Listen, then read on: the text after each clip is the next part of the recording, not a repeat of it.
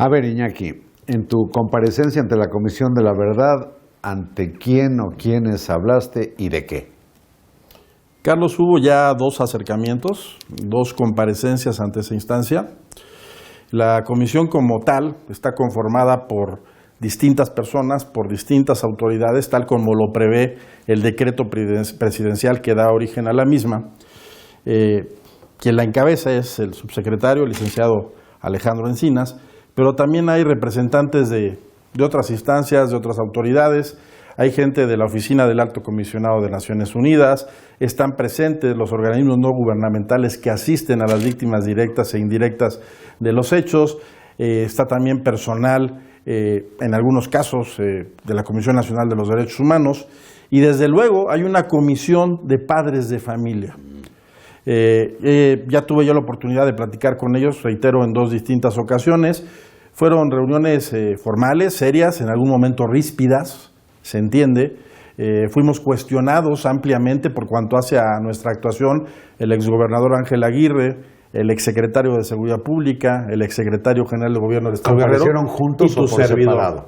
En un primer momento fuimos el exgobernador Aguirre y tu servidor, y posteriormente se integraron a estos trabajos el exsecretario de Seguridad Pública, Leonardo Vázquez, y el exsecretario general del Gobierno, el doctor Martínez Garnelo. ¿Individuales? Fueron 2 sesiones distintas, en distintas fechas, Por en eso, el mismo pero lugar. ¿Tú con el exgobernador Aguirre? Estuvimos juntos. Juntos. Sí. ¿Y en qué eran cuestionados? Por cuanto hace al momento mismo en que tuvimos conocimiento de los hechos, ¿cuál fue nuestro grado de participación en la atención de los mismos? El gobernador, bueno, pues dio detalle de qué se le hizo saber, de las instrucciones que él dio al secretario de Seguridad, al secretario general de Gobierno, al secretario de Salud y a tu servidor para la atención del caso. Tu servidor, bueno, pues hizo lo que ha hecho permanentemente, dar cuenta puntual, a detalle, de lo que hicimos en el momento mismo en que nos enteramos de la noticia que fueron criminal.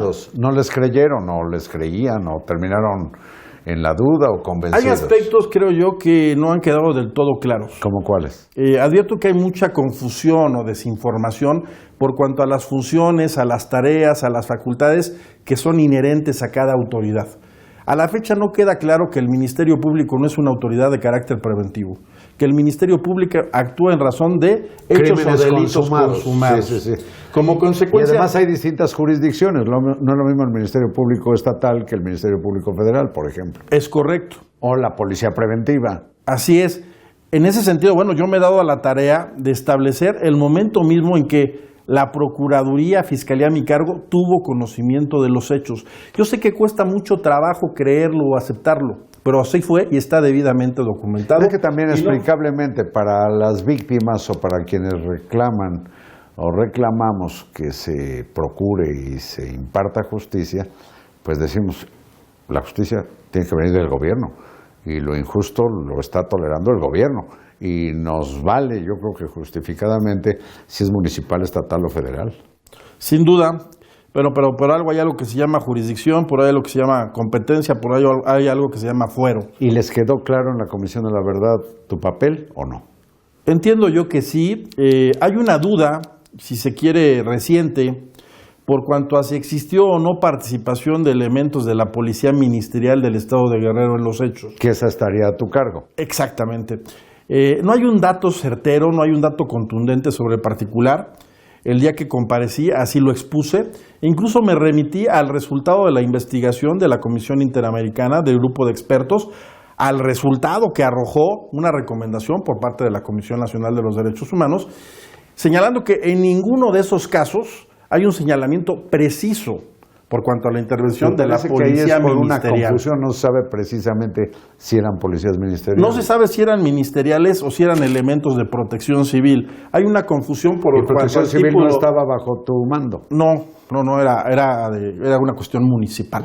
¿Y cómo se distinguen unos de otros? Bueno, en el caso lo que yo te puedo decir es que cuando me tocó ser procurador, cuando me tocó ser fiscal, yo di la instrucción de que todos y cada uno de los vehículos que formaban parte de la Procuraduría estuvieran debidamente rotulados para su identificación. Hoy no existe, repito, un señalamiento certero que permita establecer que eran elementos de la Policía Ministerial quienes participaron. Los cuestionamientos a tu actuación quedan en el peor de los casos en una duda sobre esa probable participación de policías ministeriales. Sí, y también hay quien dice que tu servidor tuvo comunicación o algún tipo de comunicación con integrantes de la organización delictiva Guerreros Unidos. Yo también he señalado en ese sentido, remitiéndome a los trabajos técnico-operativos de telefonía, que bueno, que se ubiquen los teléfonos que en aquel entonces yo portaba para que se establezca en qué lugares estuve yo aquella noche y si se quiere, bueno, pues para que dé cuenta yo de por qué estuve en esos lugares y con quién me enlacé. Es un señalamiento vago sin sostén técnico en que se apoye. Estoy de acuerdo, es un señalamiento aislado, sin mayores datos de prueba. ¿Y tu comparecencia ante el Ministerio Público Federal en qué consistió?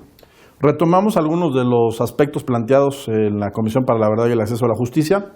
Me preguntaron por cuanto hace algunos antecedentes del caso, particularmente el homicidio del señor Arturo Hernández Cardona, líder de la Unión Popular Igualense, una persona que hasta donde nosotros tuvimos conocimiento, muy probablemente fue privada de la vida por José Luis Abarca y otros sujetos. El alcalde de aquellos años. Nosotros lo que teníamos en ese entonces era una averiguación previa en integración, en fase de depuración, de perfeccionamiento.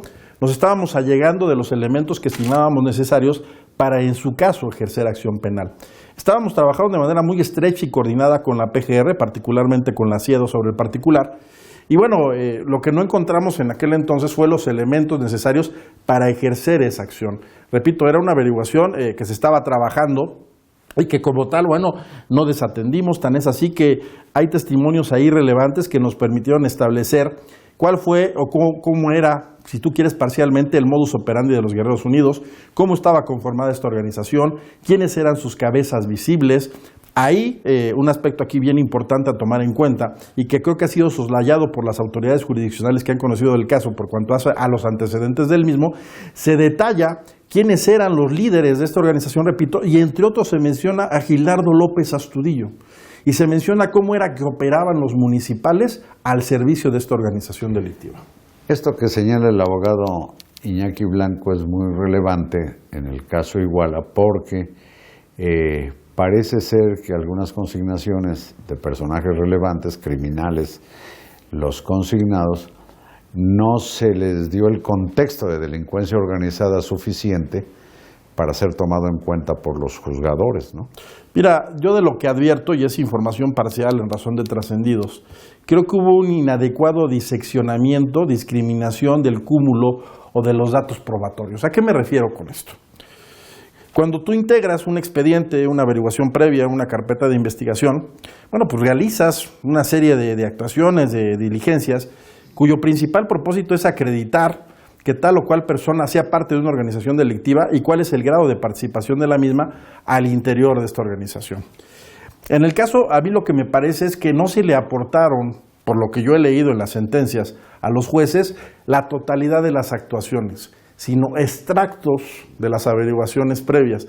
Y esto, como tú bien señalas, no te permite generar contexto.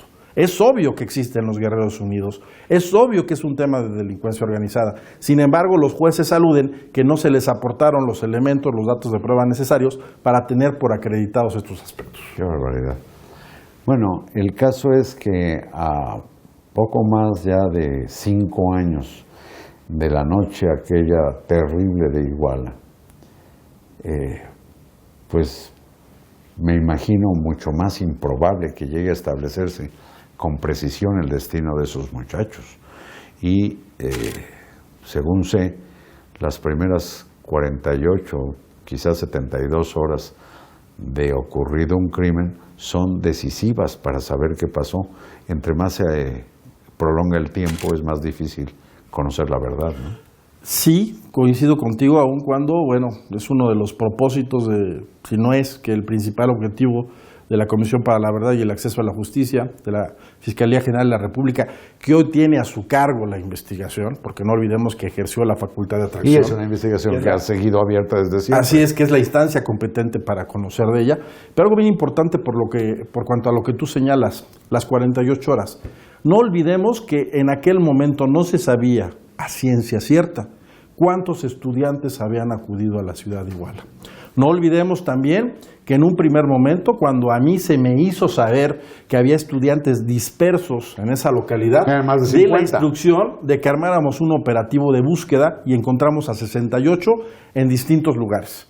Y no olvidemos también que no fue sino hasta varios días después, por ahí del día 30, que se empezó a manejar un número, en principio de más de 60 estudiantes, después bajó a 58, aparecieron algunos estudiantes en la escuela, en sus casas, y fue ahí de donde surgió el número 43. Repito, en las primeras horas no se sabía, no se supo a ciencia cierta cuántos estudiantes habían acudido a Iguala y cuántos de los mismos estaban desaparecidos. Este es un aspecto muy importante a tomar en cuenta. Y no olvidemos también que desgraciadamente no hubo toda la colaboración que nosotros hubiésemos querido como Ministerio Público. ¿A qué me refiero? Los muchachos, si se quiere, dada la desconfianza que existía en las autoridades, no estaban dispuestos en un primer momento a aportar información sobre lo ocurrido. Y después, bueno, hubo un grupo de personas que le dio la instrucción de que no hablaran, de que no declararan. Entonces, hubo algunos que declararon, eso nos permitió incluso establecer la identidad de algunos de los sujetos que participaron en los hechos, los policías municipales. Hay que tener presente que de aquellos primeros 22 policías municipales que nosotros consignamos, 19 de ellos dieron positivo para rodizonato. El total de las armas de cargo fueron accionadas, pero lo más importante es que el grupo de estudiantes normalistas que quiso colaborar con el Ministerio Público los identificó a todos y cada uno de ellos como sus agresores. Bueno, como ven, Iñaki Blanco sabe no solamente de derechos humanos y del caso Iguala, sino que sabe algunos detalles, lo mismo de carácter jurídico, de lo que es la delincuencia en el estado de Guerrero, y celebro mucho, abogado, esta conversación, sobre todo por saber a qué diablos fuiste a comparecer a las comisiones, aunque yo creo que entre más pase el tiempo, más imposible será satisfacer las dudas que persisten sobre el caso Ayotzinapa. Carlos, hoy y siempre a tus órdenes, y siempre que se pueda compareceré. Creo que a todos nos une un mismo propósito, un mismo objetivo, y es el conocimiento de la verdad. Necesitamos saber bien, a ciencia cierta, qué fue lo que ocurrió aquella fatídica noche en Iguala. Muchas gracias. Gracias a ustedes. Gracias, señor Blanco. Carlos. Y buenas noches.